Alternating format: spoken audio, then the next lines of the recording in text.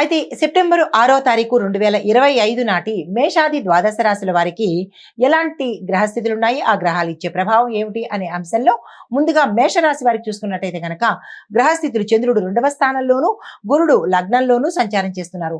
ఈ సంచార ఫలితాలు ఆర్థిక లాభము, కుటుంబంలో శాంతి, కొత్త పరిచయాలు ఏర్పడము, ఆ పరిచయాలలో కొంత జాగ్రత్తలు తీసుకోండి, కొంత ఇబ్బందికరమైన వాతావరణం ఉండబోతోంది. అయితే వ్యాపారస్తులకు చూసుకున్నట్టయితే కనుక లాభాలకు సంబంధించినటువంటి అంశాలు, ఒప్పందాలు ఈ రోజు మీకు అందుబాటులోకి వస్తాయి. వాటిని తీసుకునే ప్రయత్నం చేసుకోండి.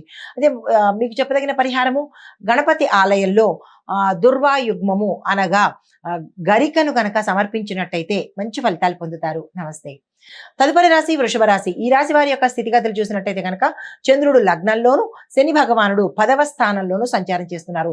వీటి మూలకంగా వచ్చే ఫలితాలు ఉత్సాహము, ఆత్మవిశ్వాసము పెరగడంతో పాటు కొత్త పనులు ప్రారంభించడానికి, కొత్తగా ఏదైనా చేయడానికి, ఉద్యోగంలో కానీ, రాజకీయంలో కానీ, లేదా వ్యాపారంలో కానీ కొత్తగా ఏది చేసినా అది సక్సెస్ అయ్యే అవకాశాలు ఎక్కువ కనబడుతున్నాయి. ఈ రోజును దానికి ఉపయోగించుకునే ప్రయత్నం చేసుకోండి. తర్వాత ఉద్యోగంలో గుర్తింపు లభించడంతో పాటు, ప్యాకేజీ పెరగడంతో పాటు, స్థిరత్వం లభించడంతో పాటు కొంతమందికి విదేశాలు వెళ్లే అవకాశము, అంటే మీ కంపెనీ తరపు నుంచి విదేశాలు వెళ్లే అవకాశాలు కూడా ఎక్కువ కనబడుతున్నాయి. ఆ విషయంలో సంతోషించదగిన విషయము. అయితే కుటుంబంలో ఆనందంగా ఉండబోతోంది. వ్యాపారంలో కొత్త కొత్త మార్పులు చేర్పులు చేయవలసిన పరిస్థితి ఏర్పడుతుంది.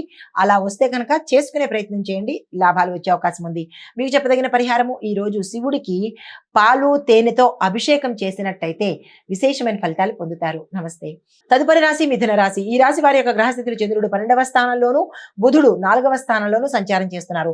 ఈ సంచార ఫలితాలు అనుకోని ఖర్చులు రావడంతో పాటు నిద్రలో కొంత అంతరాయం రావడము, నిద్రకు సంబంధించినటువంటి డిస్టర్బెన్సెస్ రావడము, ఇలాంటివి కొంచెం మానసిక ఒత్తిడి, ఆందోళన, అలజడి కలిగేటట్టుగా గోచరిస్తోంది. ఈ విషయంలో జాగ్రత్తలు తీసుకోండి. ఏదైనా అంశంలో లేట్, అంటే పనుల్లో కానీ, లేదైనా మీరు అనుకున్న ప్రాజెక్ట్స్ కానీ కొంత లేట్ అయ్యేటట్టుగా కనబడుతోంది. తొందరపడి ఏ నిర్ణయాలు తీసుకునే ప్రయత్నం చేయకండి. ఉద్యోగంలో చూసినట్టయితే కనుక ఆలస్యాలు జరగడము, ప్రమోషన్స్ ఆగిపోవడము, ప్యాకేజ్ కూడా పెరగకుండా ఇబ్బంది పడేటట్టుగా కనబడుతోంది. మానసిక ఆందోళన గోచరిస్తోంది. వ్యాపారస్తులకు కొంత నష్టం వచ్చేటట్టుగా కనబడుతోంది. తొందరపడి పెట్టుబడుల జోలికి ఈ రోజు వెళ్ళకండి.